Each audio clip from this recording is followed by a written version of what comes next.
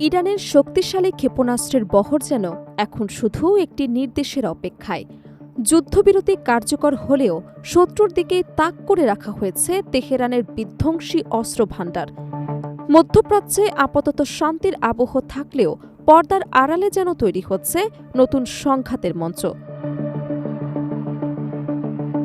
এমন পরিস্থিতিতে শত্রুদের উদ্দেশ্যে ইরানের স্পষ্ট বার্তা, তোমাদের আমরা এতটুকুও বিশ্বাস করি না, এমনকি তোমাদের ব্যাপারে এক চুলো ছাড় দিতে রাজি নই।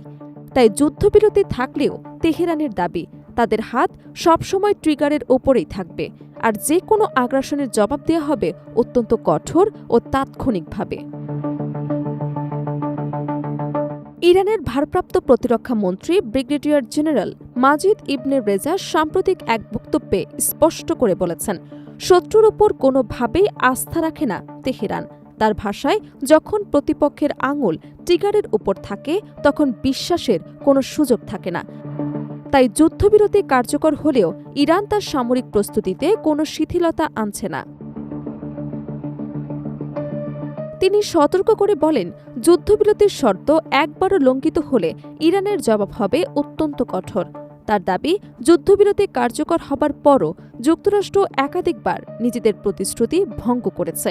ফলে কাগজে কলমে যুদ্ধবিরতি থাকলেও বাস্তবে পরিস্থিতিকে নিরাপদ বলে মনে করছে না তেহরান।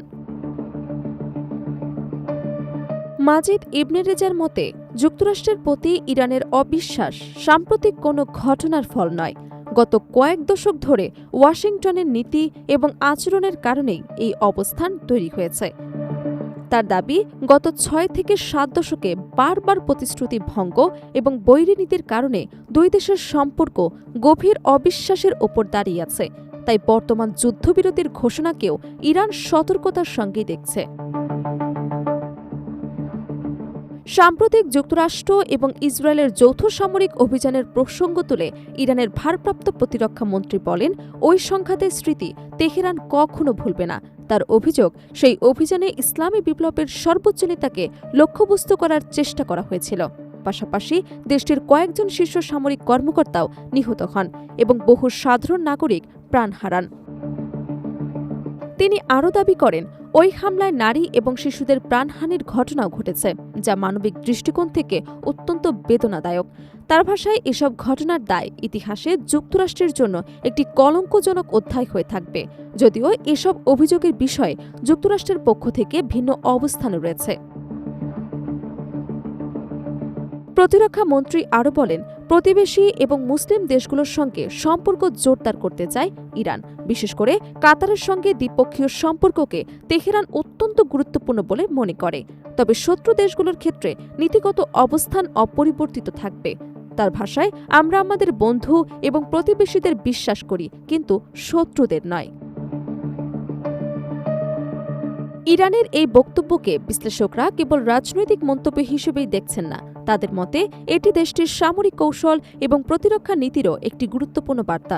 যুদ্ধবিরতি কার্যকর হলেও ইরানের সশস্ত্র বাহিনী যে সর্বোচ্চ সতর্ক অবস্থায় রয়েছে, এই বক্তব্য তার ইঙ্গিত বহন করে।